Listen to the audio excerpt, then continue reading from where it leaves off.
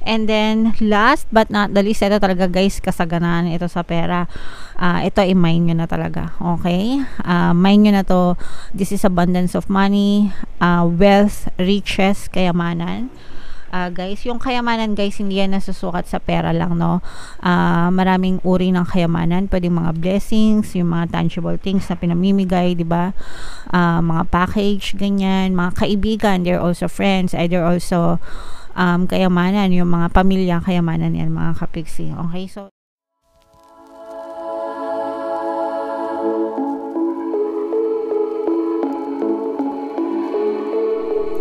hello guys, hello Gemini, welcome back to Pinoy Pixie Tarot. Ang pamagat ng episode natin for tonight is first half kapalaran para ngayon 2024, January to June mga kapixie, para sa Gemini, Sun, Moon, Rising Sign, and Venus. So meron tayong annual reading, annual kapalaran, pera kapalaran, blessings kapalaran, bagong taon kapalaran. Lahat yan guys nandyan sa ating YouTube channel, no? Hanapin nyo na lang yung mga playlist. Tapos ito naman, bahagi pa rin ng ating 2024 kapalaran series is yung ano nyo naman, what's this? First half, okay? So tingnan natin guys yung mga mensahe sa inyo ng inyong mga gabay para ngayong first half ng 2024.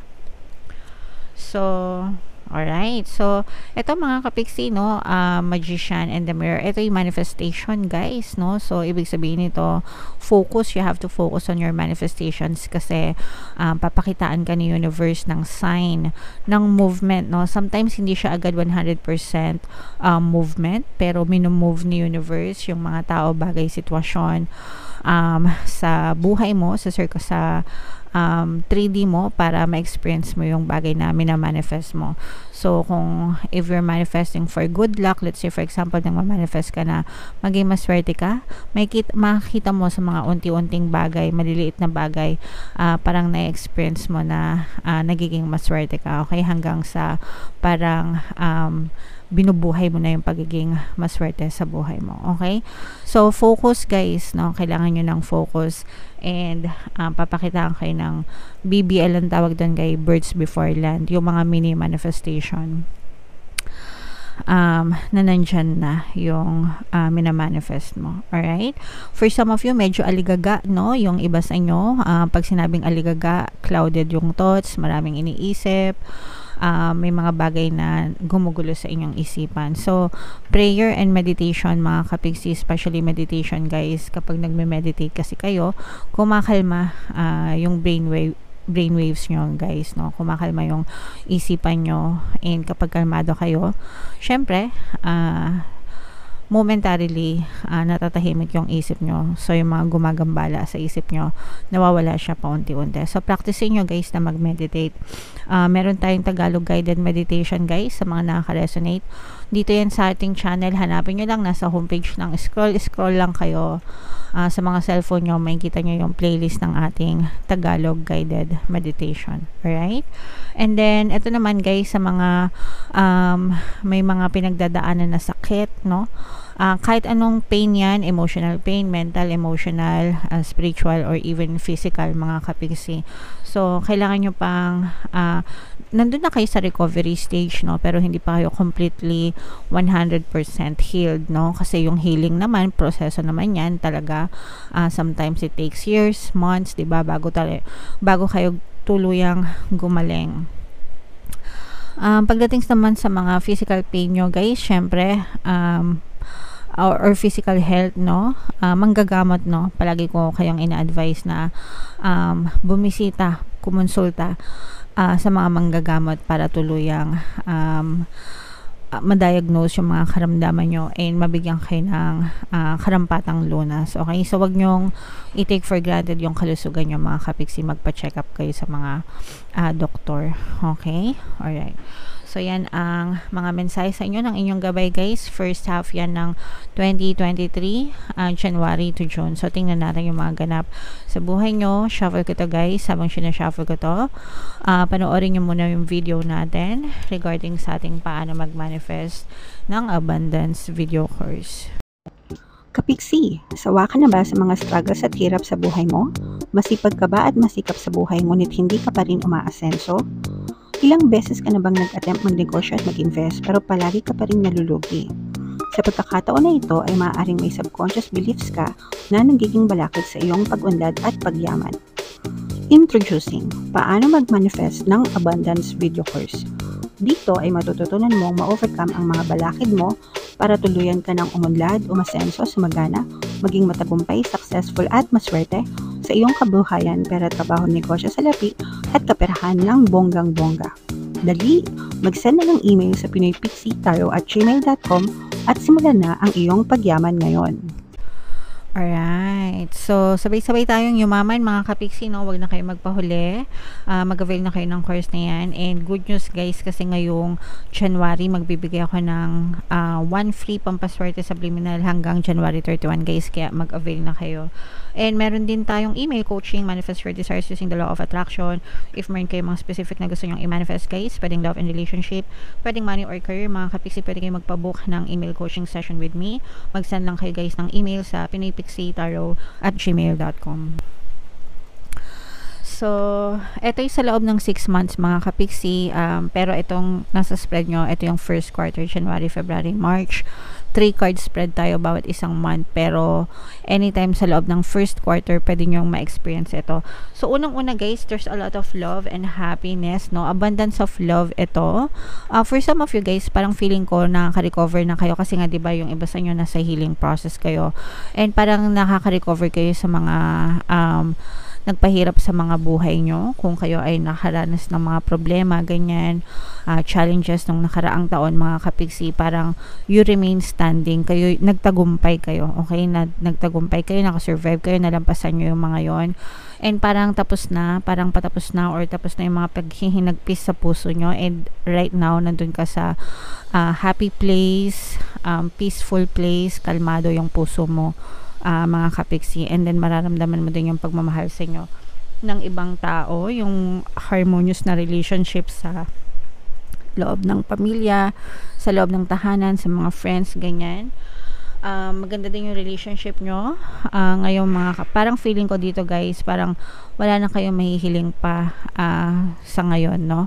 Kumbaga parang si universe na mismo yung nagtatanong sa inyo ano pa yung gusto mo, pero parang wala ka nang ibang maisip, at least yung iba sa inyo, kasi parang yung iba sa inyo feeling nyo na sa inyo na yung lahat, no? Dahil kahit na let's say for example, pwedeng hindi naman kayo sobrang kayamanan, ganyan, pero hindi nyo yung nararamdaman kasi masaya yung kalagayan nyo sa loob ng inyong tahanan. So sometimes ganun guys, hindi pera-pera lahat, no? Merong ibang tao na kontento na kung ano yung meron sila, ang importante masaya yung pamilya nila. So for some of you, parang may ganong klaseng peg kayo ngayong January, okay?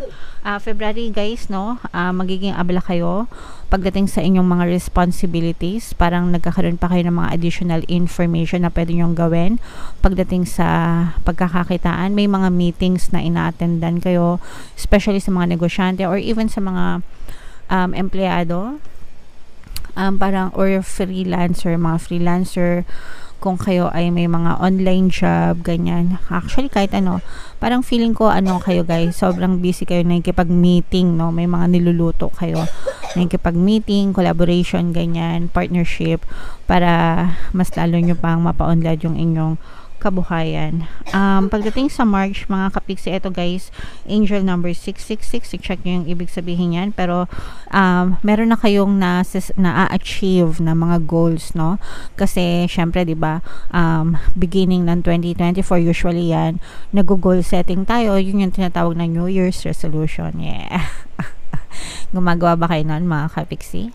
Kung hindi pa kayo gumagawa nun, gawin nyo na, no? Maganda yan guys. I mean, at least for me, no, palagi ko yung nire-recommend sa inyo na kailangan magplano, or mas maganda talaga may plano para may ma-achieve ka, may makita kang progress sa buhay mo. Tapos in-compare mo, 'di ba? Ang pinakamagandang comparison palagi is yung last year. Maganda ba yung buhay mo this year compared last year? Ano yung mga naabot mo this year compared last year, 'di ba? Ganon. Kaya gusto ko talaga yung nagpaplano, tapos meron kang 12-month plan, and gawin mo yon, di ba? Tapos tsaka may kumpara yung resulta versus last year.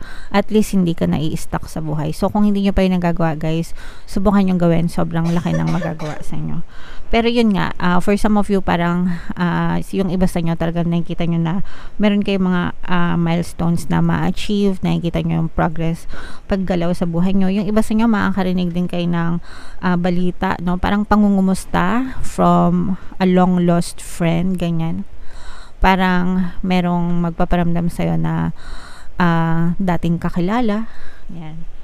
Pwedeng nasa ibang bansa, parang magkukumustahan ulit kayo nitong person na to. Okay?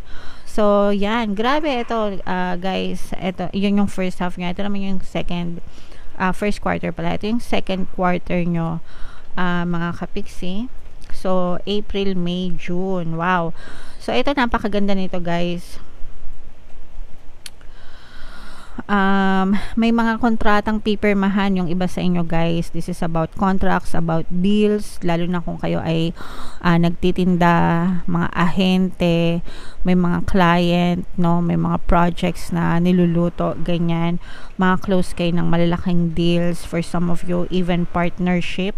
Ito, guys, parang hindi mo to ine-expect na mangyari sa'yo, pero parang pinadpad ka, no, pinadpad ka ng mga gabay mo dito sa ganitong klaseng larangan. So let's say for example, meron kang full-time job, nagko-call center ka, tapos bigla kang niyaya ng kakilala mo, uy, baka gusto mo mag-ahente, sideline, ganyan, magbenta ng mag-real estate agent, ganyan. Parang inalok ka lang naman, tapos ikaw naman sinubukan mo, tapos hindi mo alam na unexpectedly, no, magaling ka pala dyan sa larangan na yan. So mga ganong klaseng ganap, guys, yung nakikita natin para sa inyo. Kaya you may be closing projects, big clients, ganyan, and parang ma-enjoy mo itong bagong scenario na to sa buhay mo. So i-mind nyo yan, guys, no, yung mga magagandang energy. Ano ba yung mga sinabi ko kanina? Nakalimutan ko na. Yan, yung harmonious relationship, diba? Itong mga big clients, ito, mga harmonious relationship, mga big clients, big projects, big sales dun sa mga negosyante. Mga kapiksi, hindi pa tapos kasi ito, guys, May naman to, diba? Blessing in disguise ito kasi magkakaroon kayo ng pagsubok, pero ang kaakibat ng pagsubok na to ay swerte. Kumbaga yung kapalit ng pagsubok na yun ay swerte, magdadala ng swerte sa buhay mo. Okay, there's a fire sign energy here, mga kapiksi, Aries, Leo, Sagittarius. For some of you, you may be dealing with a fire sign. For some of you, maaari may fire element kayo sa inyong natal chart. Pasensya na kayo, guys, sa ingay sa background. May nagko-construction dito sa amin.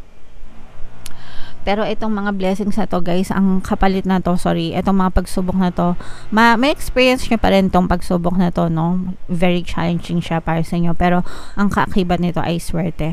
So let's say for example, very challenging sa'yo itong kliyente na to, nagbebenta ka sa kanya, tapos parang dumadaan ka sa butas ng karayom, no?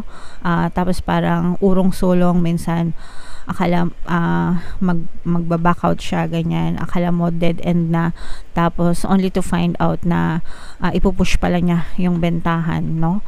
Tapos yun, malaking komisyon, parang ganon yung mga klase ng scenario, yung mga ibig sabihin ng blessings in disguise. Okay, so i-mind mo na to, guys. Mind blessings in disguise, mind swerte, mind good luck, mind good fortune.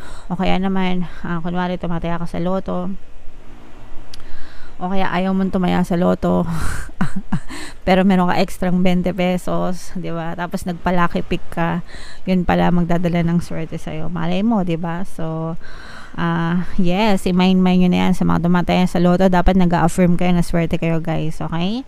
And then last but not the least, ito talaga, guys, kasaganaan ito sa pera. Ito i-mind nyo na talaga. Okay? Mind nyo na to. This is abundance of money, wealth, riches, kayamanan. Guys, yung kayamanan, guys, hindi yan nasusukat sa pera lang, no? Maraming uri ng kayamanan. Pwedeng mga blessings, yung mga tangible things na pinamimigay, di ba? Mga package, ganyan, mga kaibigan, they're also friends, either also kayamanan, yung mga pamilya, kayamanan yan, mga kapiksi. Okay, so i-mind nyo na yan, mga kayamanan na yan sa comment section.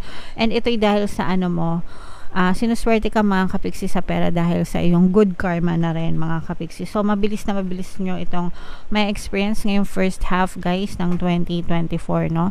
Kaya i-mind nyo na yan sa comment section, o kaya claim guys, don't forget to claim, no? Para sa inyo talaga yan guys, kasi deserve nyo yan. Right? So comment down below if na-excite kayo and kung feeling nyo para sa inyo talaga yan Pisces. Ito yung ating 2024 kapalaran. Panoorin nyo na, and ito naman yung ating success stories ng paano mag-manifest ng abundance video course. Click here to subscribe guys, and click here to join our membership program. Thank you for liking, sharing, and subscribing. See you again next time. I love you all guys. Have a nice day. Bye bye.